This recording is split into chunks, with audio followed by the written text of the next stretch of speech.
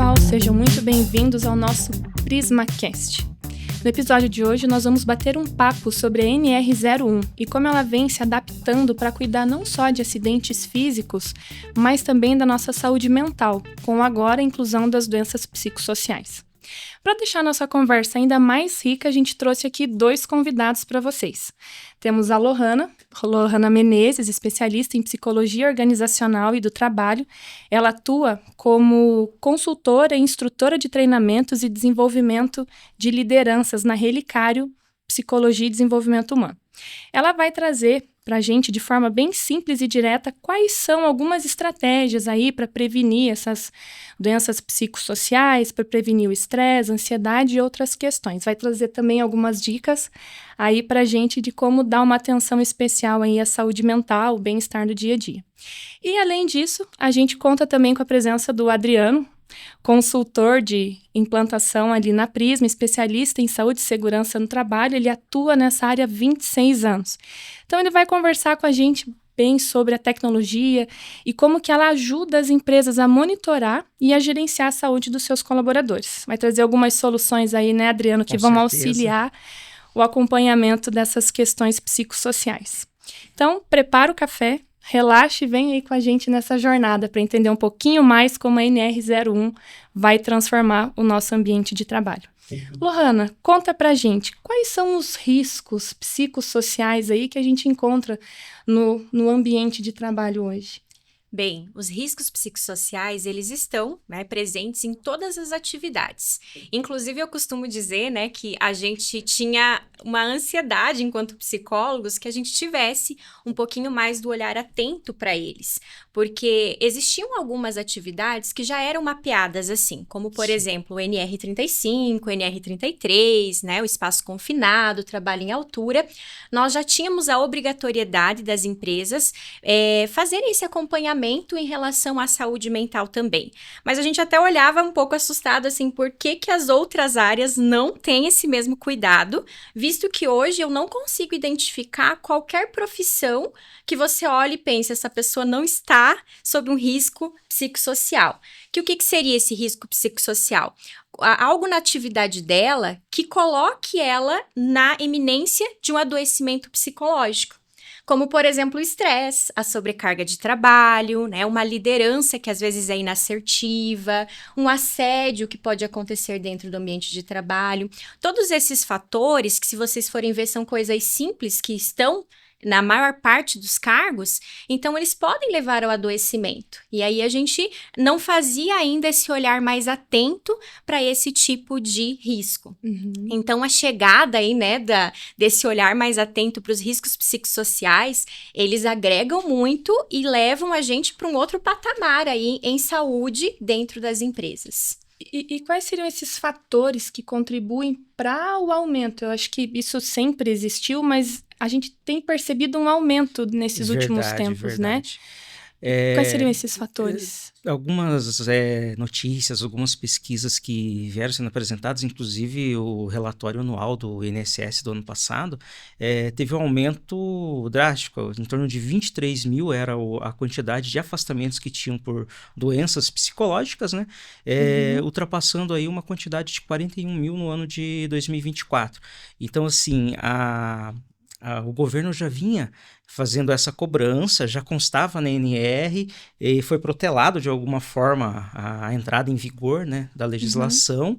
E daí se tornou assim, algo mesmo necessário. Por quê? Porque é um custo que o INSS tem e ele quer reduzir. Como que ele vai reduzir? É fazendo a prevenção. E para prevenir, você tem que constar isso no teu PGR, no teu programa de gerenciamento dos riscos. Então, como todos os riscos já citados pela Lohana, já era feito um gerenciamento disso, ele só vai se tornar obrigatório agora, a partir de 26 de maio, um gerenciamento específico dos riscos psicossociais. Então, não é só você fazer o levantamento dos riscos. Eu vou lá, vou colocar num documento esses riscos e então, eu estou de acordo com a lei. Não, você vai ter que monitorar isso. Então, por isso que você vai ter que gerenciar. E, como ela citou, a NR17 também, que já tratava de alguns itens ergonômicos, ele vai começar a tratar dessa questão do risco psicossocial. Então, algo bem abrangente, né? E de forma a a trazer, digamos, garantia para as empresas de que elas estão atendendo a legislação e, com certeza, né, garantir a saúde do trabalhador. Isso. E esse aumento, Twizy, ele vem de vários contextos, né? A gente tem aí várias nomenclaturas, né, do nosso mundo nesse momento, BANI, VUCA, né, entre outras aí que têm surgido, tentando explicar esse momento que nós vivemos. O burnout. Né? Isso, né? Então, são muitas coisas acontecendo ao mesmo tempo. Uhum. Eu costumo dizer que, assim, o mundo, ele sempre mudou.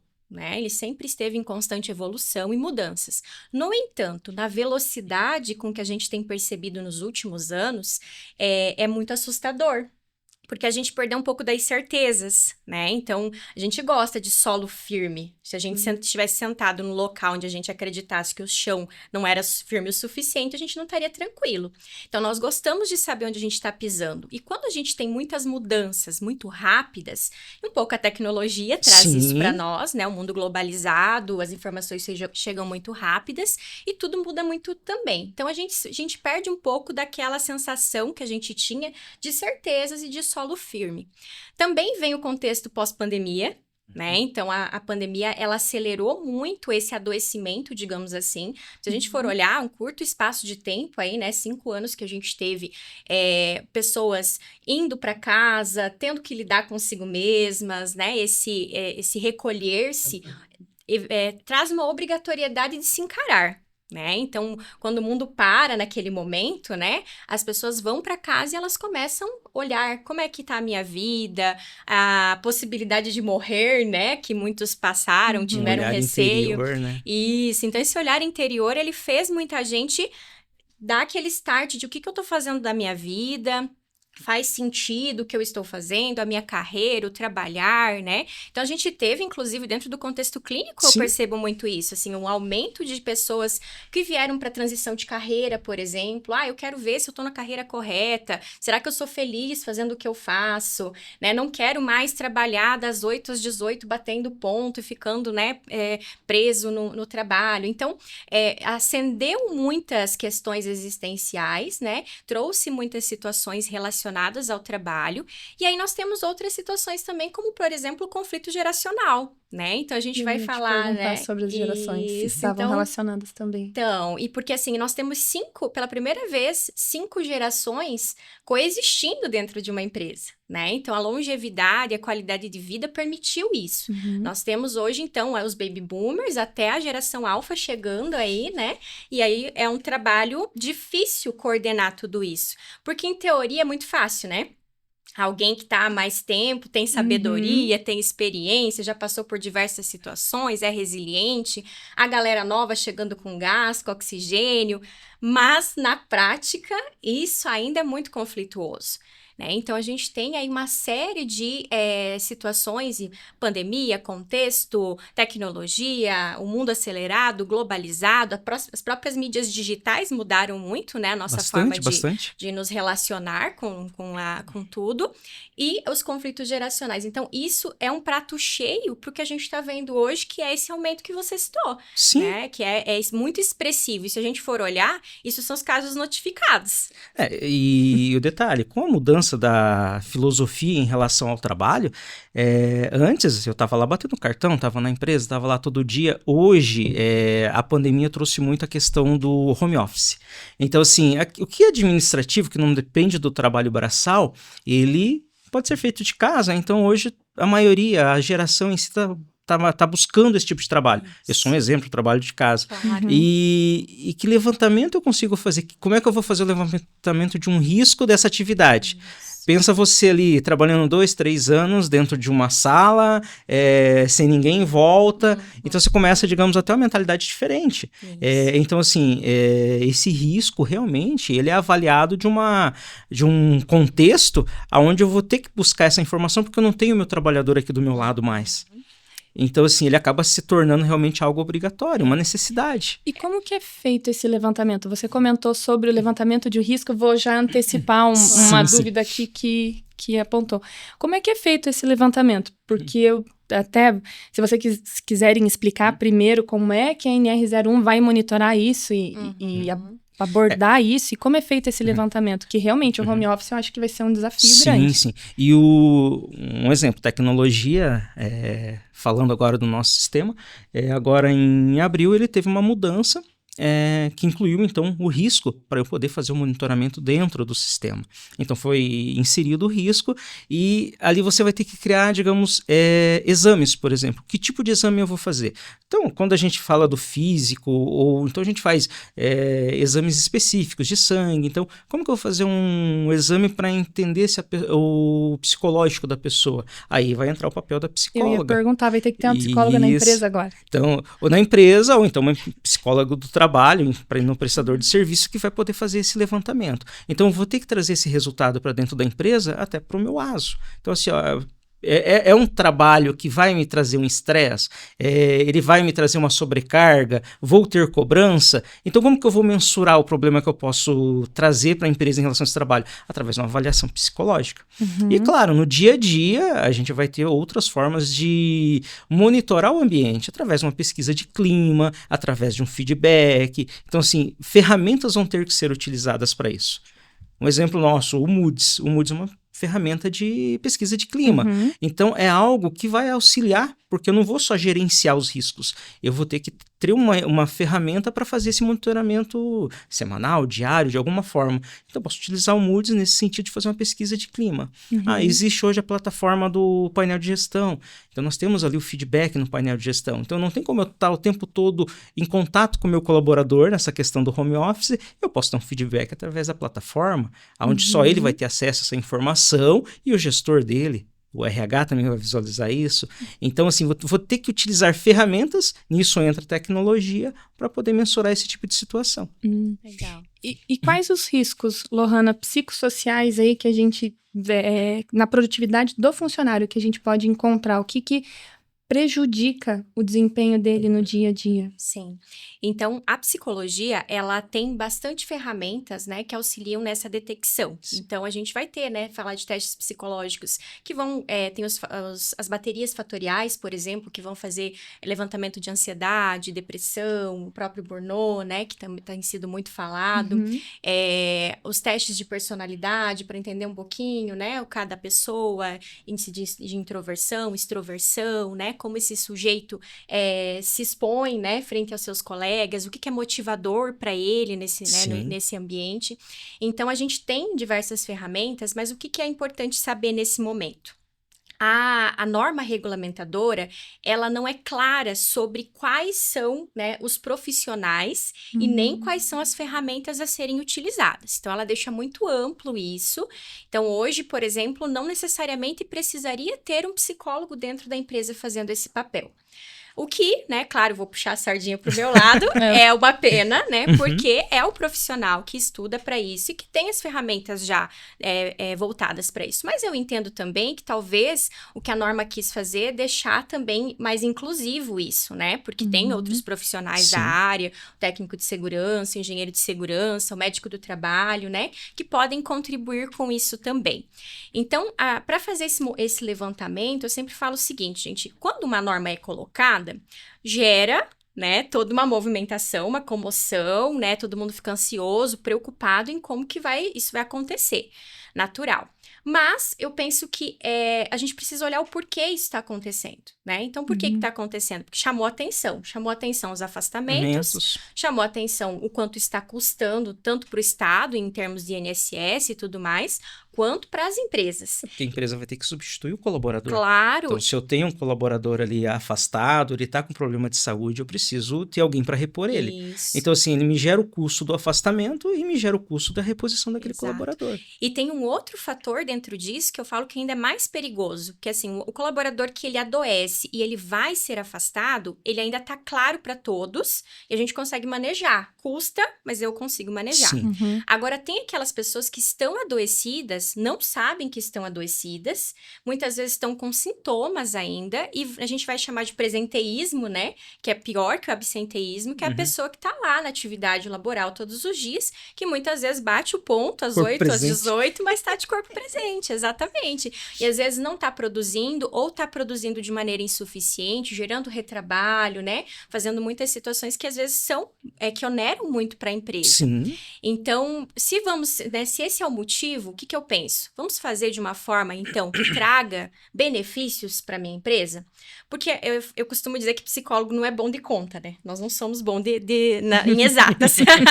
Mas se tem uma conta que para mim ela fecha tranquilamente, é o fato de que gente feliz produz mais.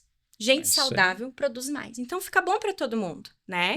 Então, se eu vou ter que fazer, se eu já vou ter que me adaptar a isso, por que não fazer da melhor maneira? A gente poder fazer de uma forma que a gente consiga mensurar, sim, esses riscos e conseguir, de forma bem estratégica aí, diminuir eles, né? Garantindo que as pessoas estejam bem dentro do ambiente de trabalho. Como que a gente faz essa mensuração, então? Podemos fazer através de entrevistas, né? Que seria chamar o colaborador, inclusive dentro da norma, isso é uma das coisas que é obrigatório, envolver o colaborador dentro desse processo, porque é ele que faz a atividade. Sim. Não faz sentido nenhum, né? A gente olhar de fora e dizer isso é um risco para você. A pessoa que tá ali, que vive aquilo todos os dias, é que precisa compartilhar, E uma né? pessoa que não está saudável no ambiente de trabalho, ela não traz risco só para ela traz isso para os colegas que estão em torno dela. Com certeza. Quais seriam esses sinais de risco? Quais são os indícios que esse colaborador dá que ele está adoecido? Então, existem várias possibilidades, né? Desde uma apatia, que é a pessoa mudar drasticamente do jeito que a gente conhecia ela, porque a gente acaba conhecendo, né? Eu sei como que a Twizy é, isso. E um belo dia, essa pessoa ela vai se apagando, ela vai ficando, né, um pouquinho mais apática, sem expressividade, ou então ela começa a ir pro oposto, às vezes é uma pessoa super tranquila, paciente, que de repente se mostra muito agressiva, irritadiça. Então, cada pessoa tem o seu jeito muito único de expressar alguma coisa, mas via de regra é o seguinte, se eu sou líder, conheço a minha equipe, sei como ela é, e de alguma maneira, algum sujeito dessa equipe sai de um extremo para o outro, começa a apresentar sinais diferentes daquilo que ele apresentava, já é um sinal de alerta. Né? Então, já é importante fazer um acompanhamento mais próximo. Aí, nós vamos ter outras coisas, né, mais expressivas, como, por exemplo, erros frequentes, começar a se ausentar, né, causar conflitos, coisas que a pessoa não era habituada, erros mais frequentes. E algumas pessoas, principalmente nesse momento em que a gente está estimulando muito a falar sobre saúde mental, chegam a trazer a coisa mais pronta mesmo, né? Levantam a mão e dizem, olha, estou sobrecarregado, estou precisando de férias, tirei férias recentemente, mas não consegui aproveitar. Então, são sinais de que, opa, não estou conseguindo fazer, né, a manutenção da minha saúde de às forma vezes correta. O peso na casa, digamos, da família, ele está sobrecarregado em casa com cobrança também, ele traz para o trabalho isso. Então, e isso também vai ser um sinal. E como que eu vou fazer isso? Como que eu vou saber como que é o ambiente familiar dele? Então, assim, é através mesmo de pesquisas, de avaliações, inclusive como você citou ali o teste de personalidade, tem o teste DISC. Então, assim, são ferramentas que nós também temos e podem ser utilizadas ali do nosso módulo de recrutamento e seleção, e ela pode ser a qualquer momento, digamos, disparada para N colaboradores, e você fazer uma pesquisa e ter em mãos já um resultado para apresentar para o psicólogo. Eu acho que isso é muito importante, a gente olhar para essas ferramentas, e o que eu sempre falo, inclusive, da importância da gente fazer o bom uso do que a gente tem.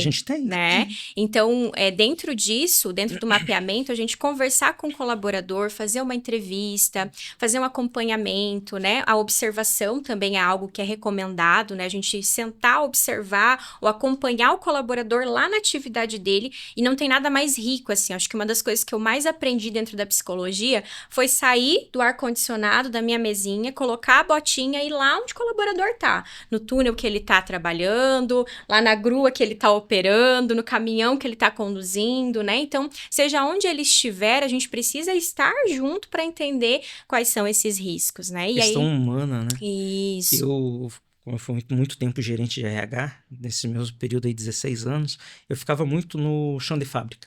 Então, assim, eu estava batendo papo com o operador de máquina, estava batendo papo com o motorista, eu ia lá com o operador de empilhadeira, assim, para sentir o ambiente. Porque às vezes ali, você ter sentado numa sala olhando uma janela é muito bonito, né? Tá todo mundo trabalhando, mas o ambiente, como que tá as pessoas?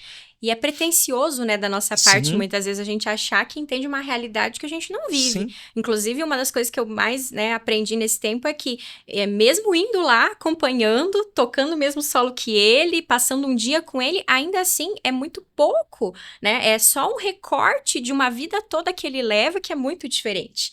Então, é importante que eu acho que esse olhar, ele seja muito...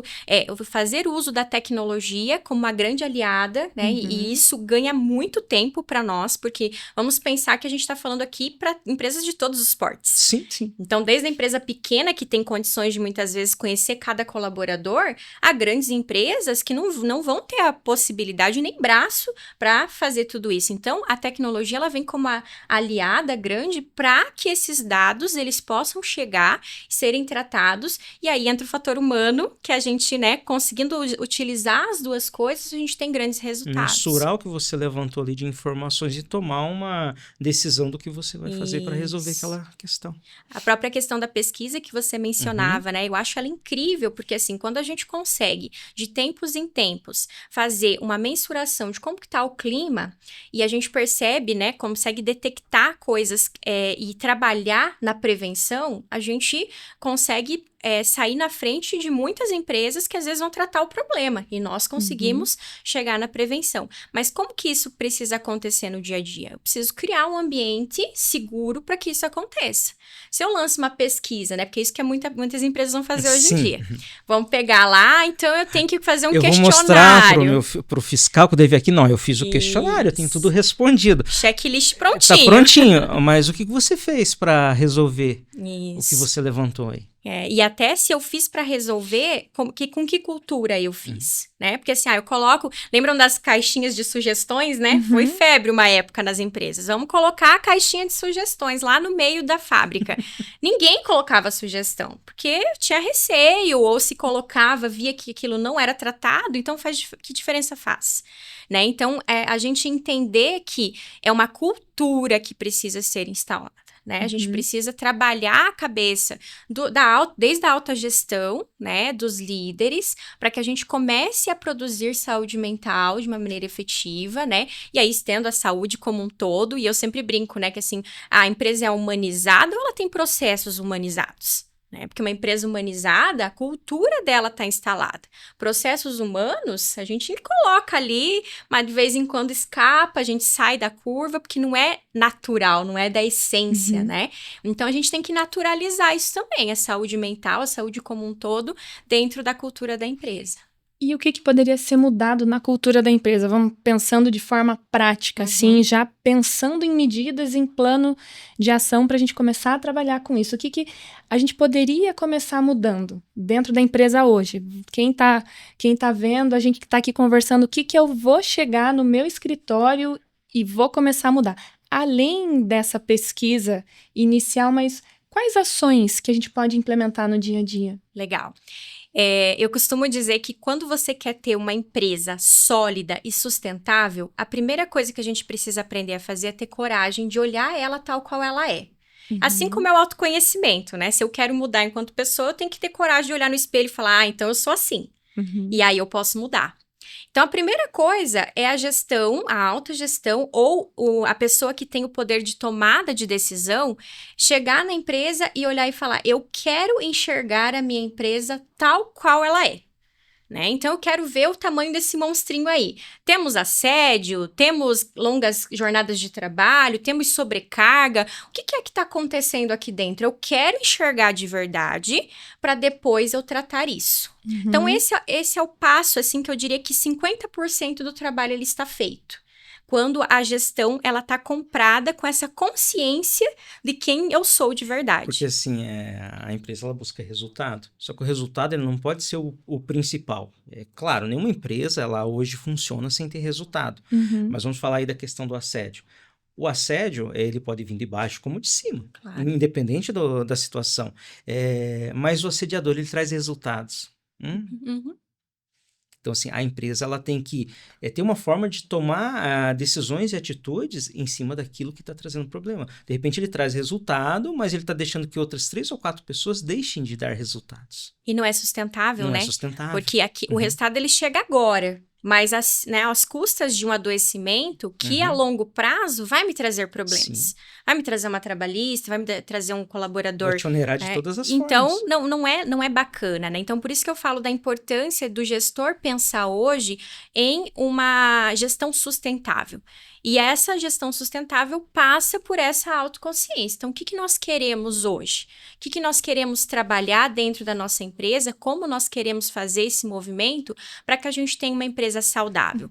Então, esse encarar agora, né, com olhos bem abertos, qual que é o cenário que eu tenho atualmente?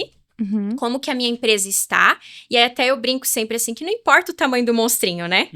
O que importa é se eu estou enxergando ele, e nós temos uma tendência, eu brinco sempre nos meus treinamentos, né? Se você, Tuís, imagina que você gastou muito no teu cartão de crédito esse mês, você vai querer olhar a fatura? Essa é a tendência do ser humano, né? Então, assim, quando a gente acredita que a coisa não vai bem, a gente tende a evitar o olhar para lá. E é o pior que a gente pode fazer, porque se eu não olho a fatura, eu não me preparo para pagar ela. Então, se eu não olho para o tamanho do risco que tem dentro da minha empresa, o que pode estar acontecendo lá, como é que eu vou preparar ações e medidas para me precaver? Então, esse primeiro ponto é crucial, a gestão querer olhar de verdade. Quando eu inicio um trabalho dentro das empresas, eu sempre falo para o gestor, né? Você está preparado para enxergar? Porque, inclusive, o problema pode ser você. Meu Deus. Né? E na maior parte das vezes eu vou dizer que né? Nem sempre porque a pessoa é ruim, má, nada disso, mas é que é os nossos comportamentos que às vezes a gente não tá mapeado, tem pontos cegos, e a gente acaba influenciando no negócio, né? E às vezes você tem que ser radical, porque o gestor te contrata para trazer uma solução para ele. Tudo bem, você está ali para trazer a solução. Só que assim, ele fica no envolto de tudo isso, e ele quer estar a par de tudo, e ele quer tomar as decisões, quando na verdade ele te contratou para isso. Eu já passei por essa situação. Então, eu cheguei a falar para o meu gestor, então, se é para você resolver isso, não precisa de mim. Então, por que você vai contratar e gastar o dinheiro comigo? Ele mudou a visão dele dali para frente, porque ninguém tinha em momento algum falado aquilo para ele, né? Todo mundo abaixava a cabeça e fazia o que ele pedia. Então, assim, eu consegui implantar muitas mudanças, mas é aquele detalhe, às vezes aquela pessoa que foi contratada para fazer a mudança, ela também tem que ter voz ativa. Não adianta nada ser contratado e continuar fazendo o que ele pede para fazer. E quando a gente, ouvindo vocês falar, eu consigo projetar isso numa empresa. Ali, 50, 60 colaboradores, eu consigo ver isso funcionando. Mas quando a gente projeta isso para uma empresa grande aí que tem 20, 24 mil colaboradores, como a gente faz? Ótima pergunta, Tuís. E quando a gente tem uma empresa de grande porte, eu falo da importância da gente ter uma cultura muito clara, processos bem estruturados e lideranças de base bem treinadas.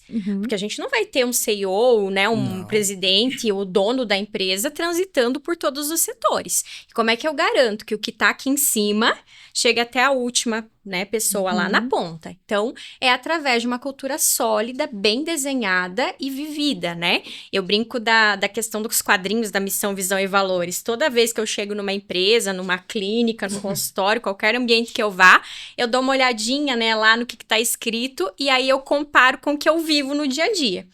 Porque nem sempre o que tá lá bonitinho descrito tá sendo vivido Você na não tá prática. vendo ali na prática. Isso. Então, essa é a importância, assim, uma missão, uma visão e valores que realmente sejam congruentes com a prática no dia a dia. E para isso acontecer, primeiro eu preciso detectar, né, quais são, fazer um diagnóstico preciso dessa empresa, o que é importante para nós, o que nos move, quais são os pilares de sustentação desse local. E aí eu preciso passar isso de uma maneira muito contundente. Eu já trabalhei em multinacional e eu falo assim que isso é uma coisa muito possível, né? Porque assim, você vai falar de de uma empresa que está presente em vários países. Tem choque de cultura, tem diversidade, tem um monte de coisa.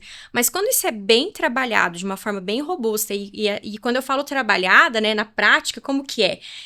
Eu lembro das primeiras lições lá no prezinho, né? Azão, azinho, bezão, bezinho. Quantas vezes você desenhou isso, primeiro desenhando mesmo, porque você não tinha noção do que era aquilo, até entender que a letra A era dessa forma.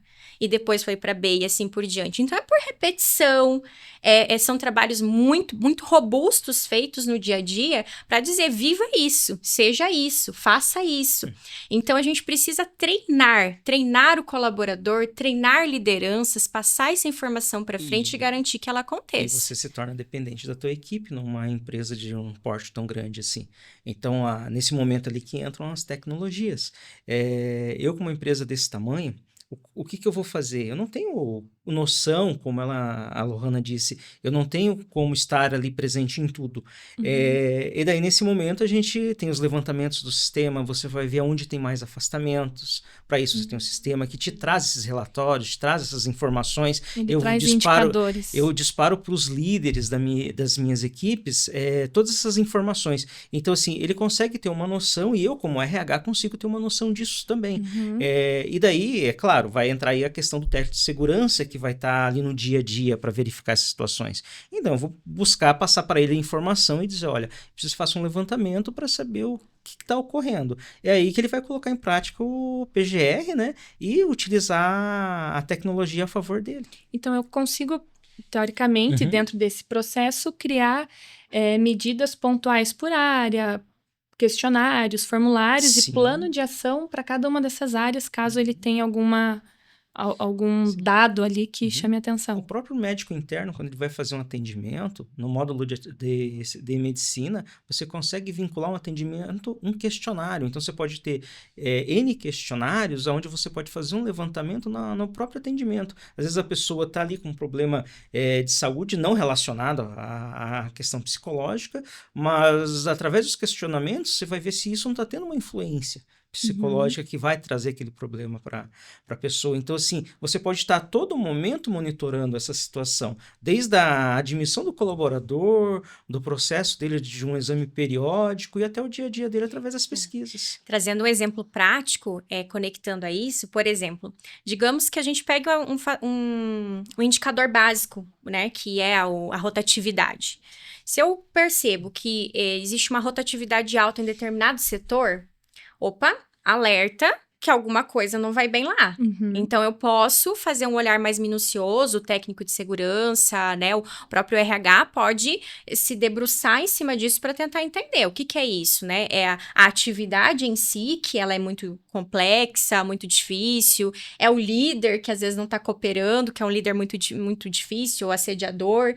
Então, aí a gente... Sobrecarga de trabalho. Exato. Então, assim, tem vários fatores que esse indicador podem estar, né, trazendo. Então, a gente precisa olhar com carinho para isso, para tratar a informação. Na admissão, a gente consegue identificar e pode identificar como é que isso vai acontecer dentro da empresa. Vou fazer admissão. Tá amparado isso legalmente? Agora é uma dúvida bem... porque ele já traz algo de fora. Ele já tem um problema com ansiedade. É uma pessoa que... Esse profissional, esse colaborador, ele já vem com já está adoecido, vou dizer assim, mas talvez é uma característica dele, a gente consegue identificar como tratar isso. Porque eu não posso deixar de contratá-lo, mas eu vou trazer para dentro da empresa...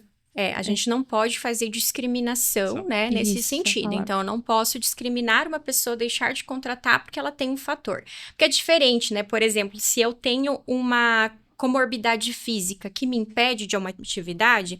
ela é impeditiva realmente, né? Então, eu não consigo fazer aquela atividade porque me falta alguma coisa. Já na questão psicológica, a gente sempre trata como algo transitório. A pessoa não é, ela está, né? Então, estou adoecida, momento, estou... né? Isso. Então, ela não é incapacitante permanentemente. Agora, existem níveis de adoecimento. Então, por exemplo, um colaborador que chegou no ponto de ser afastado das atividades porque ela está, né, com uma depressão profunda, uma ansiedade generalizada, burnout, algo nesse sentido, ela está incapacitada temporariamente para exercer aquela função. Essa pessoa, digamos que ela não está trabalhando, ela está procurando trabalho. Então, eu entendo da mesma maneira. Naquele momento, até para a preservação da vida daquela pessoa, ela precisa primeiro buscar o tratamento correto, seja ele medicamentoso, terapia, né? Para depois ela exercer atividade. Então, esse olhar também precisa ser humano nesse sentido. Digamos que eu detectei, e isso a gente detecta com avaliação psicológica, que o colaborador, né, a pessoa que está ali pleiteando essa vaga, ele tem uma ideação suicida, uma depressão com ideação suicida, né? E aí vai ver a atividade, ela tem trabalho em altura, por exemplo. Né? Eu não vou colocar essa pessoa em risco ou, né, oportunizar, né, uma situação para ela. Então, eu preciso, nesse momento, sim, dar inapto, né, por conta disso. Então, eu não estou discriminando, estou protegendo essa pessoa. Agora, em relação às situações um pouco mais leves, digamos assim, né? Se a gente for olhar hoje em dia, falar que alguém de nós é saudável mentalmente 100% seria utópico, né? Porque nós vivemos numa sociedade doente e ninguém, né, que vive numa sociedade doente é 100% saudável. Então, todos nós vamos ter os nossos quezinhos, as nossas situações. A questão é como estamos conduzindo isso. Né? Se a gente tem práticas de autocuidado, desde uma atividade física, um momento de lazer, um tempo para nós, né? Se nós conseguimos manejar isso de uma maneira coerente, ok. E aí nós temos que ter um cuidado, e isso é uma das dores que eu vejo que os gestores estão tendo, que é assim, até onde vai o que a empresa tá fazendo e aonde isso esbarra no colaborador. Porque isso a gente vê bastante. Então, assim, tem colaborador que, às vezes, as escolhas de vida dele são incoerentes. Então, ele tem um casamento lá que não tá bacana, não tá bem. Um filho que, às vezes, é adolescente problemático, né? Em drogadição, coisas nesse sentido. Ele gasta mais do que ele recebe, tem um problema financeiro. E a gente sabe que no nosso país, a nossa educação financeira e emocional, ela é péssima. Nós não temos, ela é inexistente, né? Então, existe muito disso. E aí, abre margem pra gente confundir as coisas. O que é meu, o que eu, lá fora, acabei escolhendo errado e trouxe a um adoecimento, e o que é do ambiente de trabalho. Por isso, da importância da gente fazer um levantamento de riscos coerente. Né? Então, dentro da função que a Lohana exerce, ela senta nessa cadeira, ela tem essa atividade. Os fatores de riscos ergonômicos dela são, né? A forma de sentar, a coluna, isso, aquilo, a iluminação, enfim. Isso no aspecto físico. E no psicológico? A Lohana, ela é cobrada por metas, então as metas podem ser abusivas. A Lohana responde a um líder, e esse líder, ele é um pouquinho mais enérgico, então a liderança... Isso vai abrir um precedente para comercial agora, né? Vai. Não pode mais cobrar meta. E aí que tá a diferença entre o que é meta abusiva e o que é a gente cobrar um colaborador, porque a cobrança, ela é inerente à função, né? Então, por isso da importância da gente fazer esse movimento, a gente entender o que é risco e o que é, né, excesso dentro disso. Então, eu preciso ter muito discriminado qual que são os fatores da função da Lohana e quais são as atividades que eu vou colocar né, quais os EPIs da saúde mental que eu vou utilizar para que ela não adoeça. Porque se a Lohana amanhã ou depois ela tá lá mal na vida pessoal dela e ela confundiu tudo, fez uma salada de fruta na cabeça dela e ela acha que o problema foi a empresa. E ela vem com uma trabalhista, então, lá, né, contra a empresa. Se a empresa, ela tem mapeado esses riscos e ela mostra tudo que ela fez para me ajudar com a minha saúde mental, fica muito mais fácil a defesa. E como a gente mapeia esses riscos? Tem uma cartilha? Tem alguma definição que já vem de algum lugar? Eu preciso de uma psicóloga? O próprio PGR, eu digo assim, antes a segurança do trabalho, o PPRA, ele tinha uma receita pronta. Você tinha um modelo, você ia lá e fazia, era aquilo.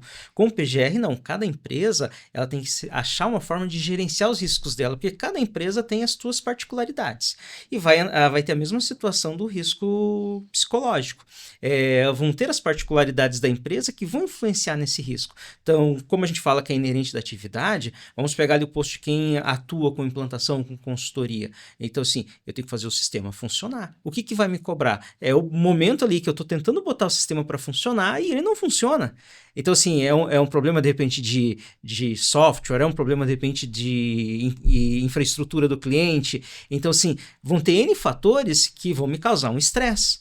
Então, isso daí é o que a empresa vai ter que mapear. Sim, usando o exemplo prático, né?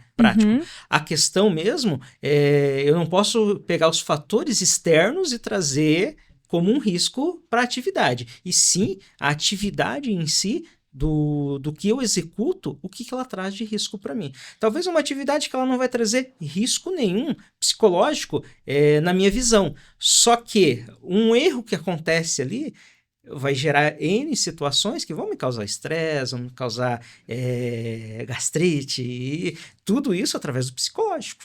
Isso. E aí que tá o risco, inclusive, de algumas soluções que estão aparecendo nesse momento, que eu falo que são os oportunistas, né? Sim. Então, abriu-se uma porta, tá todo mundo aí tentando vender uma solução. Então, tem alguns kits prontos, inclusive, que eu já vi na internet rodando aí, né? Checklist, questionários, o pessoal é muito ligeiro. Mas esse é o risco, porque a minha empresa, ela é única. Ela é um organismo vivo e ela se desenha da sua forma. Então, um vendedor dentro da minha empresa é diferente do vendedor da concorrência, do vendedor da empresa do lado. Então, os fatores de risco do vendedor da minha empresa são só da minha empresa. Então, não tem receita de bolo, não tem um local onde eu possa pegar. E aí que é o risco da gente mensurar errado, né? Então, como é que é o vendedor aqui? Eu trabalho em várias empresas e eu vejo, não tem igual. Cada um tem um jeito, um é mais agressivo, outro é mais tranquilo, um tem metas, outro não tem metas, né? Então, a gente precisa ver a realidade de cada local.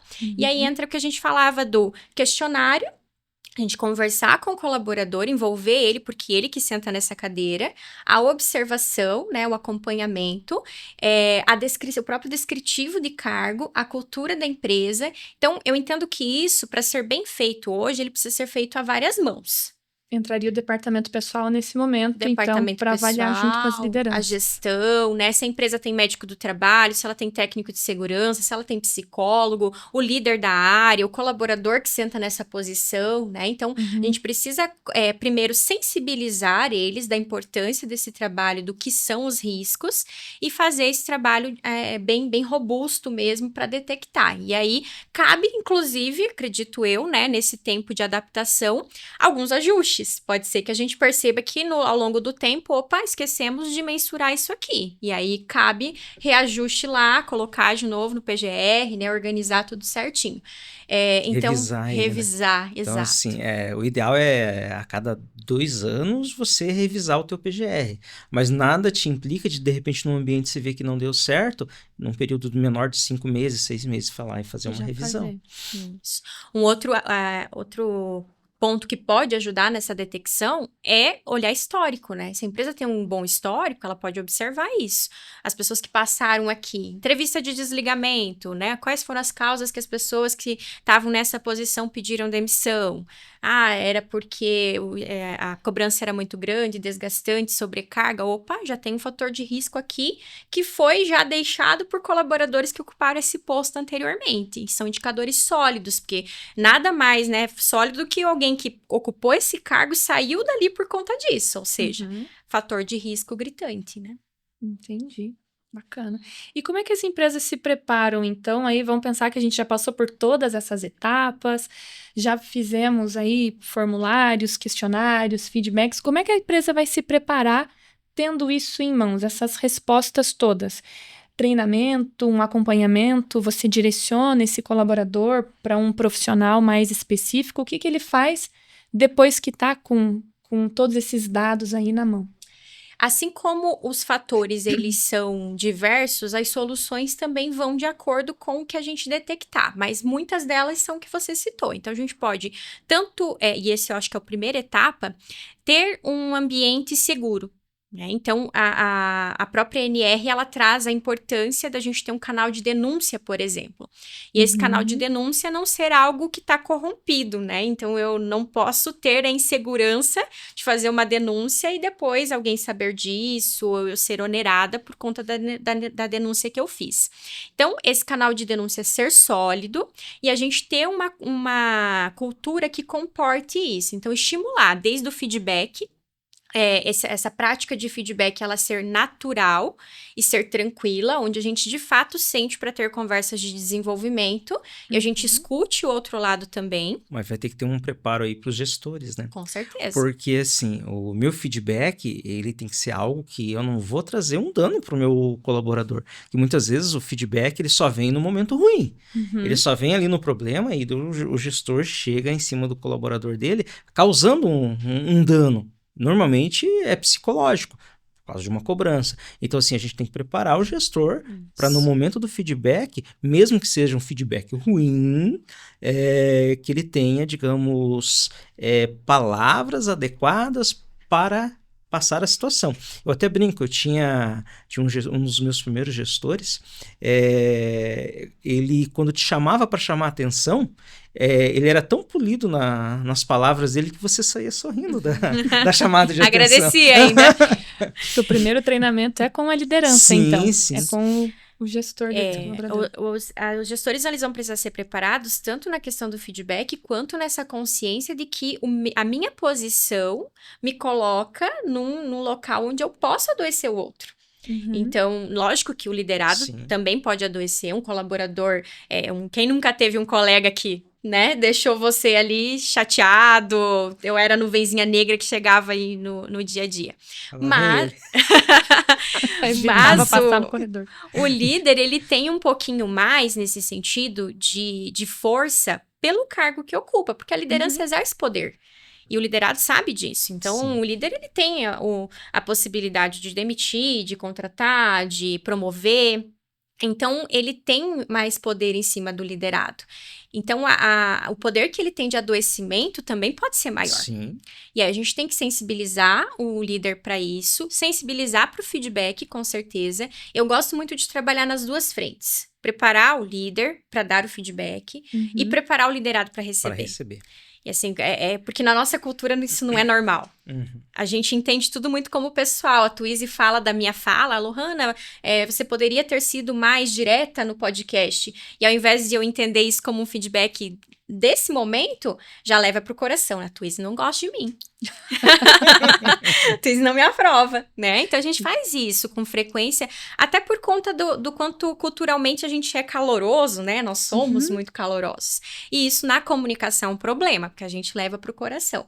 Então, preparar o liderado para receber também é importante. Olha, esses momentos são pro teu crescimento. Eu costumo até dizer assim, pense que num momento em que ninguém tem tempo para nada, tá todo mundo ocupado, correndo para lá e para cá, alguém parou, te observou, percebeu que você tá indo para um caminho que talvez te leve a um erro, a um prejuízo, teve a possibilidade de pensar em você, pensar em como te falar, te chamou e te disse. Olha o tempo que essa pessoa gastou contigo querendo o teu bem. Então, isso é um presente. Nos dias de hoje, que a maioria passa, vê você errando e vai falar pro coleguinha lá na outra sala e não para você, essa pessoa fez muito mais do que a maioria. Então, a gente consegue ir sensibilizando, consegue ir trazendo o colaborador para esse cenário, a liderança também preparando ela. Eu sento hoje com o líder para escrever o feedback, para dar o feedback, e depois eu dou o feedback do feedback. Né? Olha, aqui você poderia ter falado mais diretamente, aqui você podia ter pego mais pesado, aqui menos pesado, né, para ele entender. E assim a gente vai desenvolvendo a liderança. E o feedback se torna uma cultura. Então, assim, se eu recebo um feedback forçado do meu CEO, eu também vou forçar para cima do meu colaborador.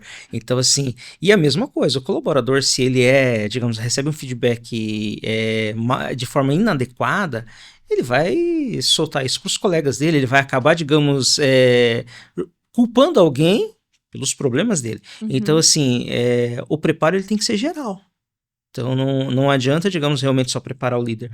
Então, o colaborador também tem que estar preparado tanto para receber como para dar um feedback. Então, eu até brinco assim, todo colaborador tinha que ser líder uma vez na vida, porque daí ele ia saber como que é estar do outro lado. Sim, Que não é tão difícil simples. quanto, Sim. né? Quanto estar do lado de Sim. cá. E a empresa, agora a gente falou muito de como a empresa, a relação dela com o colaborador, mas agora vamos subir um pouquinho. Como é que ela vai ter que responder à fiscalização? Uma eventual auditoria, alguém que venha cobrar ela se ela realmente está fazendo o que ela está dizendo, o que está descrito, o que está sendo exigido. Como que ela vai fazer vai reportar essas Na essas verdade, o informações? fiscal ele vai vir com a norma na mão, né? Então, assim, ele sim vai ter uma receita de bolo. O que eu vou cobrar daquela empresa? Então, ele vai ter o checklist dele, vai fazer as cobranças. Em primeiro momento, ele vai cobrar a tua implementação. Então, nem o fiscal vai chegar multando. Ele vai, então, orientar, passar, digamos, uma orientação para a empresa, uma notificação do que ela precisa mudar e vai dar um prazo para ela se ajustar.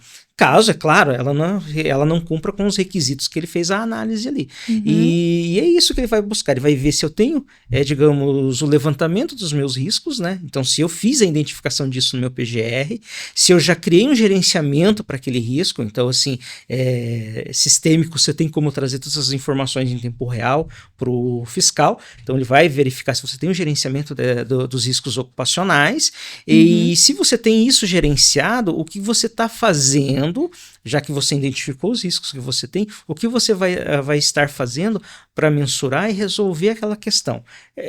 Solução ninguém tem, não tem a fórmula mágica, mas assim, o que eu estou fazendo? Eu estou fazendo a pesquisa.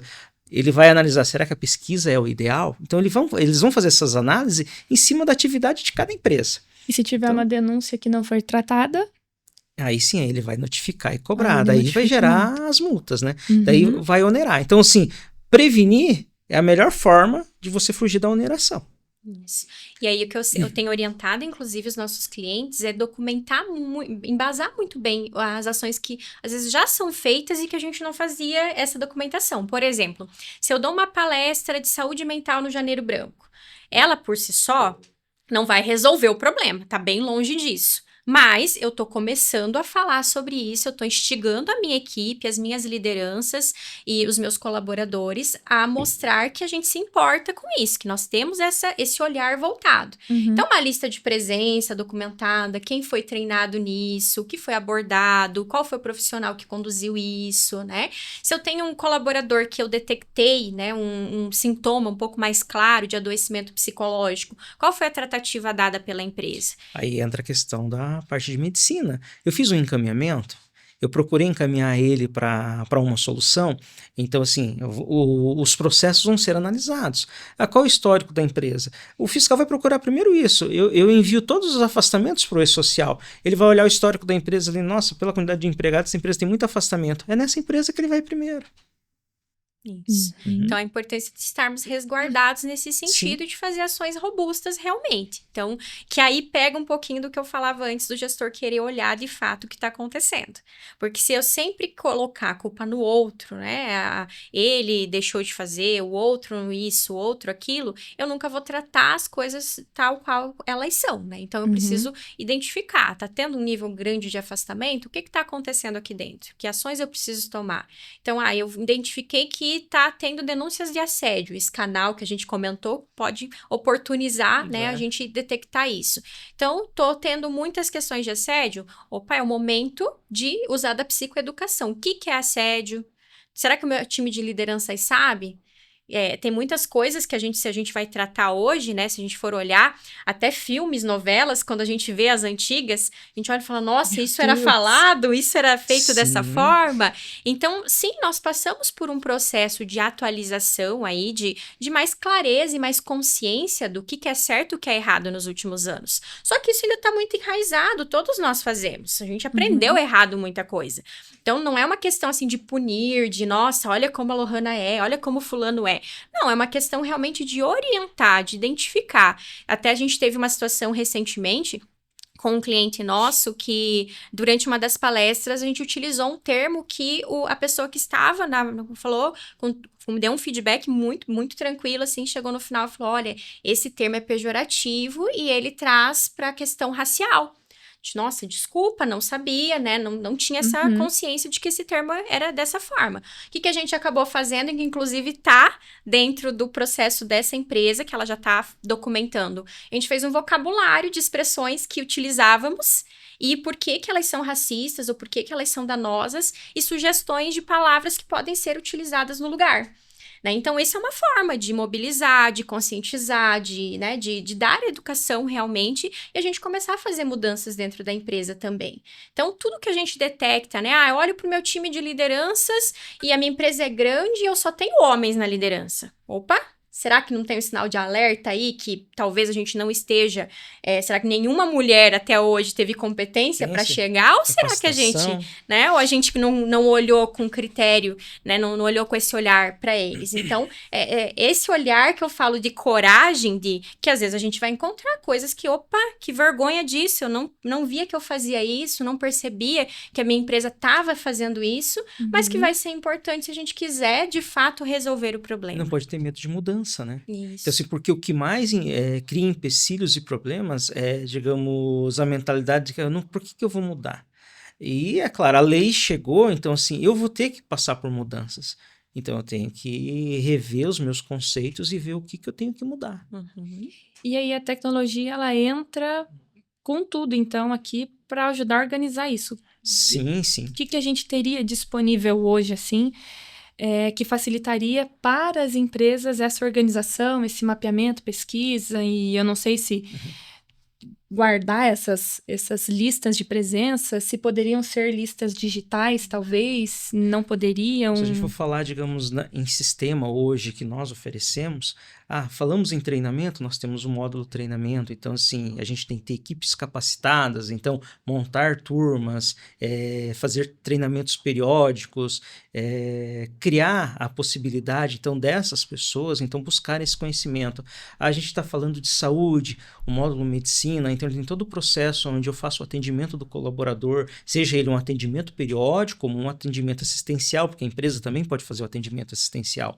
E ali, sim, eu posso criar um prontuário do próprio colaborador, fazer o levantamento, ter o questionário vinculado ao prontuário e o encaminhamento. Eu percebi que o colaborador está com um problema de saúde mental, eu vou fazer um encaminhamento para um psicólogo, eu vou ter tudo registrado ali no prontuário do colaborador. Então, eu estou tomando atitude. E daí entra as questões de acompanhar através da administração de pessoal os afastamentos desse colaborador, em geral da equipe, para validar se isso está ligado a uma questão física, emocional, psicológica.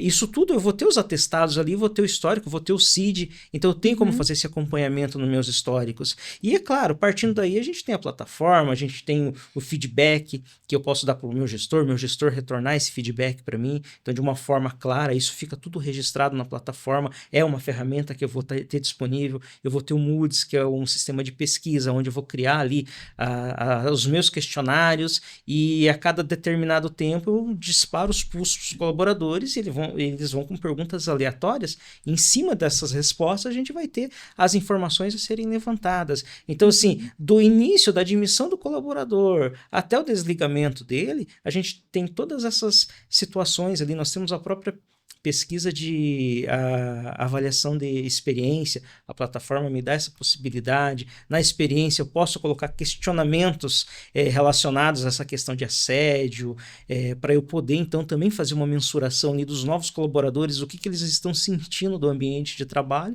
e a entrevista de desligamento. Eu vou ter o gestão de desempenho, onde eu vou avaliar as competências do colaborador e em cima das competências também avaliar o que ele está sendo afetado ali na rotina do dia a dia. Então, se a gente pegar hoje via sistema, eu tenho todas as possibilidades de mensurar da admissão do colaborador ao desligamento dele dentro da empresa. Então, aquela empresa de 20 mil colaboradores que eu mencionei está mais fácil para gerenciar do que eu tinha imaginado. Bem não tranquilo. tem processo manual. Sim. E aí você consegue descrever um processo com etapas, ou isso seria bem pontual, teria que ter avaliação de um profissional, ou eu posso, a partir dessa pesquisa, se a soma de pontos for tanto, eu direciono para um ciclo de videoaulas, por exemplo, ou se ele tiver respondido sim para essa pergunta, abre uma outra? Não. No meu entendimento, eu acho que ele precisaria de um profissional para fazer essa mensuração e daí sim, com base nisso, direcionar. Nesse caso, entraria realmente o psicólogo para